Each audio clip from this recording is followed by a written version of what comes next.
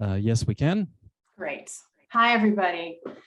I am the last person to present in this block, so I hope you take a big clearing breath so that you have energy to listen and maybe a little bit of water. I know that helps me. My name is Patria Taylor. I'm an assistant professor at the University of New Brunswick in New Brunswick, Canada. It's on the east coast of Canada. And my colleagues that also are on this study are Dr. Sue O'Donnell, Dr. Kelly Scott-Storey, Dr. Judith Wiest, Charlene Vincent, and Jeannie Malcolm. And the title is Cumulative Lifetime Violence and Mental Health in Men. Kevin, a research participant, not his real name, of course, talks about his mental health in relation to cumulative lifetime violence. Quote, I didn't want to be noticed. I wasn't able to communicate with people properly because I didn't want to expose myself, and I was always living in fear. It would be like there was a lion after me or a bear after me. It was that bad. It just felt like a disaster was going to happen if I had to speak in front of a couple of people or a group of people. Let's look at men's mental health and violence. Commonly, men's mental health issues are attributed to individual factors. Their attitudes, behaviors, and choices, particularly those associated with dominant masculine gender norms, while the contributors of other social determinants of health are ignored. For mental health, there's a lot of literature that writes about women's depression and anxiety being higher than men. And a gender difference is that men have a 3 times more likely to be diagnosed with substance use disorder and are 3 times more likely to die by suicide. There are also gender expectations that aren't helpful to men's mental health, like, quote, big boys don't cry. The scope and depth of mental health research among men with histories of violence is limited. In a critical review of the empirical evidence related to violence, Scott-Storey, 2011, wrote about how violence is often described by single events or one type of violence occurring as one single stage in life. This is a problem because adverse effects of violence are rarely attributed to one form or one type of violence. Indeed, multiple types and experiences of violence across the lifespan are common. Furthermore, we know that violence, either as a target or as a perpetrator, both contribute to mental health outcomes like depression, anxiety, PTSD, and suicide. And in turn, these mental health outcomes increase the risk for future subsequent experiences of violence. In our men's violence, gender, and health study, a multiple method research project using a sequential design, we used an online survey measuring cumulative lifetime violence with the cumulative lifetime violence scale. This scale includes 44 items that capture the types: sexual, physical, financial, etc., timing, this different stage of life like adult or child, the focus, target or perpetrator, and the context of violence. So in a group, in a family, IPV, bullying, school, work, and intimate partner violence, and so on. We analyzed interview transcripts as well with men using an interpretive description design to explore men's mental health and cumulative lifetime violence experiences. Interpretive description is a non-categorical qualitative research method that examines complexities of the human condition. The research question: what are the mental health manifestations of cumulative lifetime violence, or CLV, in men living in Eastern Canada? The sample included men from ages 19 to 64. All had a variation of violence type and context, not just one type.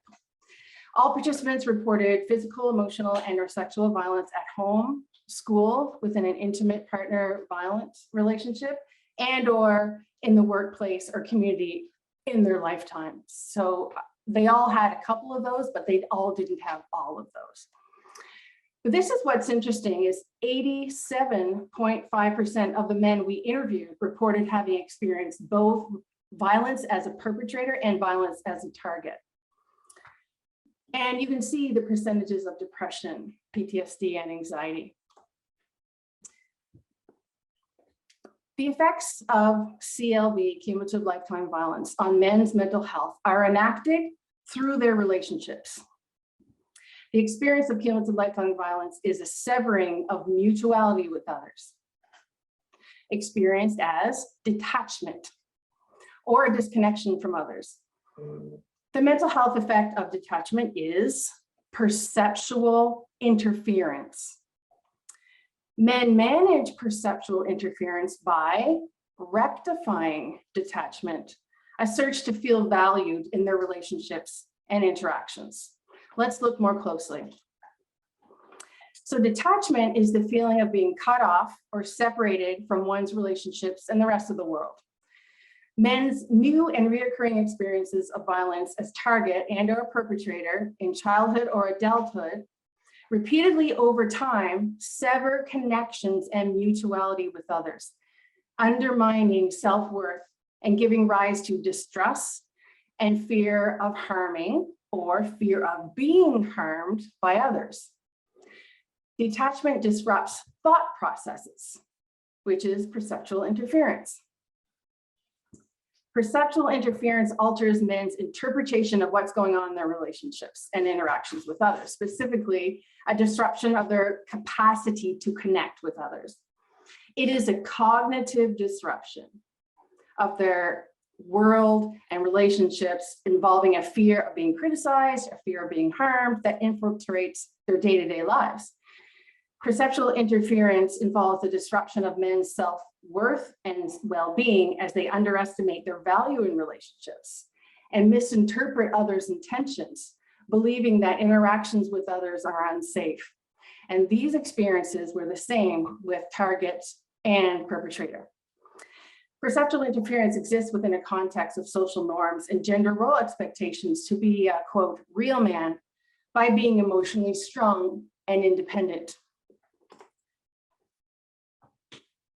Although John considered his willingness to face violence a strength, he acknowledged that it threatened his sense of safety.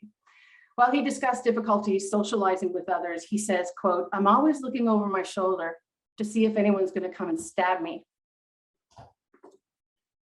Importantly, perceptual interference is similar whether cumulative lifetime violence is experienced as a perpetrator, a target, they both lead to disconnection. And I'm saying that a second time because it's so important, because usually we just look at one or the other, especially victimization. How men manage detachment is rectifying detachment, involving moving between disengaging to avoid others, rejection to not want to feel rejection, and engaging to force others to connect to manage their psychological pain. So there's a tension between competing demands to A, rely on others to feel connected and have a sense of self-worth, and B, solve problems independently like a man, quote unquote. That's rectified by engaging or disengaging with others. So it's this back and forth. One type of the ways that men disengage is a sub-process called closing myself off. Carl described, I turned into like a vegetable and I wasn't able to do anything except lie in my bed.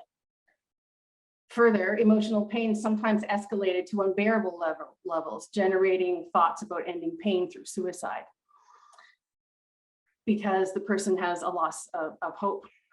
Timothy explained, it would be just easier if I didn't have to deal with this, just get rid of myself. Another sub-process is leveraging my stance. And this is an example of engaging versus disengaging. So men place their need for self-worth ahead of others. Desperate to connect with others, this involved exerting their will onto others to gain a greater sense of control and self-worth. This usually embodied feelings of anger, the only permissible emotion in keeping with gender norms, and represented a pattern of behaviors men described as violence perpetration. Having learned as a child to deal with negative feelings by being, quote, tough, Christopher, who felt shame for being violent toward his wife, leveraged his stance with more abuse to avoid feeling weak. I remember coming downstairs feeling so guilty and shame, and I just felt almost sick of my violent behavior and pushed it all aside and mentally and physically abused her. It was a domination to bend to my will.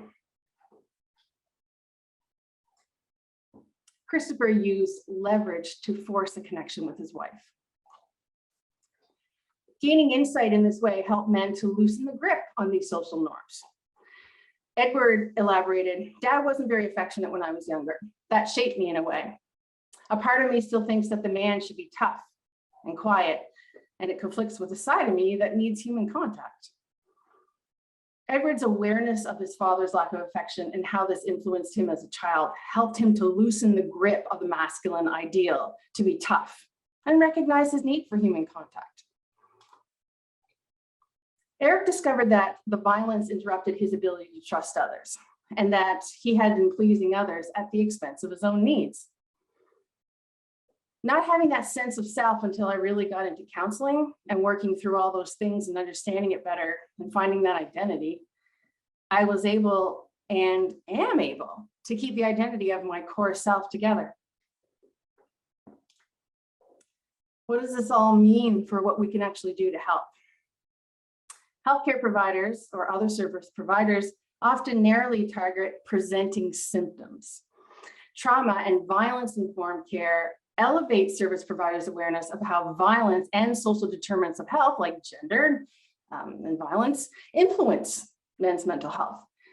Understanding perceptual interference may decrease service care providers' assumption that men are being difficult, resistant, or disinterested in their health when they do not engage in the treatment process or when they avoid getting help. It's not because they don't want it.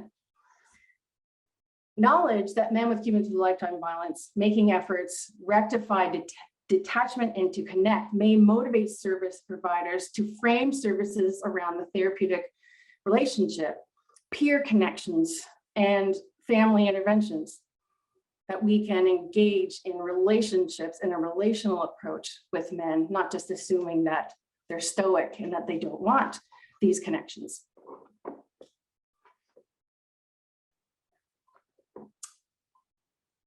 And there should be another slide there, but I'm not sure why. Yeah, there it is, and I'm not sure what happened, but here we are. Arthur talks about how healthcare professionals' understanding help decrease his perceptual interference.